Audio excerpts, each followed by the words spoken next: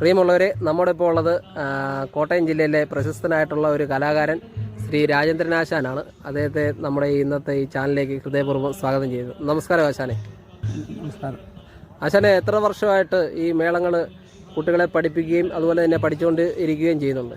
ഞാൻ എൻ്റെ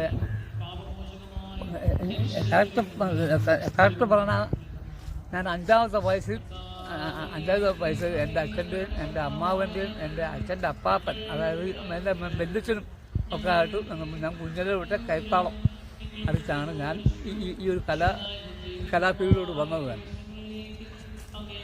ആരാണ് ഗുരുനാഥൻ? ആരായിരുന്നു എൻ്റെ ഗുരുനാഥൻ എന്ന് പറഞ്ഞാൽ എനിക്ക് ഒത്തിരി പേരുണ്ട്, പക്ഷേ എങ്കിലും എൻ്റെ പ്രധാനമായ രണ്ട് ഗുരുനാഥൻ എൻ്റെ അച്ഛൻ തന്നെ. അച്ഛനെ പറ്റി രണ്ട് വാക്ക് പറയാമോ? അച്ഛനെ പറ്റി പറയാൻ, അച്ഛൻ പഠിപ്പിക്കാനേ അറിയത്തുള്ളൂ. അയാളോട് ഒരു കുടുംബമോ കുഞ്ഞായ്മയോ കുറവുള്ളവർക്കൊക്കെ എങ്ങനെയാണെന്ന് നമുക്കറിയത്തില്ല. അച്ഛൻ്റെ ശിഷ്യന്മാർ ഇഷ്ടം പോലെ ഉണ്ട്. എരുമേലിലുണ്ട്, ചങ്ങനാശ്ശേരിയിലുണ്ട്, പല സ്ഥലങ്ങളിലായിട്ടുണ്ട്. ഞാൻ പോലും അറിയാത്ത സ്ഥലങ്ങളിലുമുണ്ട്. എല്ലാ രാജ്യത്തിലും എൻ്റെ അച്ഛൻ തന്നെയാണ് എൻ്റെ ഗുരുനാഥൻ.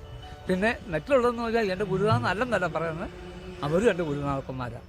എൻ്റെ അമ്മാവനാണെങ്കിൽ ഏറ്റവും വലിയ ഗുരുനാഥൻ. അത് കമ്പ് കൊണ്ട് മാതൃക കാണിക്കുന്ന ഒരാളും കൂടെ. കമ്പുകൊണ്ട് മാത്രമല്ല കൊട്ടാകും, പുള്ളി പിച്ചാത്തി, ഇപ്പം കത്തി എന്ന് പറയും.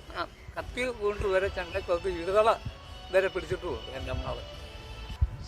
ആശാന്റെ മേളങ്ങൾ പഠിപ്പിച്ച ആശാമാര്, ആശാന്റെ അച്ഛനും മറ്റുള്ള ആശാമാരും അവരുടെ പേരുകളൊന്ന് വ്യക്തമാക്കാവോ? തീർച്ചയായിട്ടും വ്യക്തമാക്കുന്ന എനിക്ക് അച്ഛൻ അവരുടെ പേര് പറയാൻ തന്നെ എനിക്ക് അഭിമാനമുള്ളൂ. ഒന്ന് ബസ്സിലെ അച്ഛൻ രാമകൃഷ്ണൻ, പിന്നെ എൻ്റെ അപ്പാപ്പനുണ്ട്, പാപ്പൻ ചങ്ങനാശ്ശേരിയിലാണ് എൻ്റെ അപ്പാപ്പൻ, എൻ്റെ അച്ഛൻ്റെ അപ്പാപ്പൻ. പിന്നെ എൻ്റെ അമ്മാവൻ ജോണ്, പിന്നെ മുത്തു, പിന്നെ മുത്തുകൊണ്ട്, പിന്നെ അച്ഛൻകുട്ടി എന്ന് പറയും, നീലന്തേലുള്ള അച്ഛൻകുട്ടി അപ്പാപ്പന്.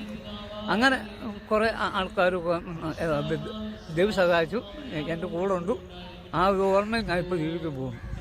ആശാനെ, അടിസ്ഥാനപരമായിട്ട് ഒരു കുട്ടിയെ നമ്മൾ മേളം പഠിപ്പിക്കുമ്പോൾ അതിലെന്തൊക്കെ കാര്യങ്ങളാണ് ശ്രദ്ധിക്കേണ്ടത്? എന്തൊക്കെ കാര്യം ശ്രദ്ധിക്കേണ്ടതെന്ന് വെച്ചാൽ, ഫസ്റ്റിലെ ശ്രദ്ധ ഒന്നത്.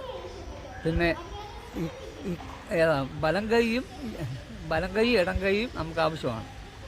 തക്കിട്ട എന്ന് പറയുന്ന സംഭവം പലരും പല രീതി കൂട്ടുന്നുണ്ട്. എങ്കിലും ഞാൻ പഠിച്ചതെന്ന് പറഞ്ഞാൽ, എന്നെ പഠിപ്പിച്ചെന്ന് പറഞ്ഞാൽ തക്കിട്ട ഇടം കൈയും വലം കൈയും കിട്ട, അങ്ങനെയാണ് ഈ സംഭവം ഈ ചൊല്ലുകൾ പോകുന്നത്. പിന്നെ 4ാം കാലം, 1ാം കാലം, 2ാം കാലം, 3ാം കാലം, 4ാം കാലം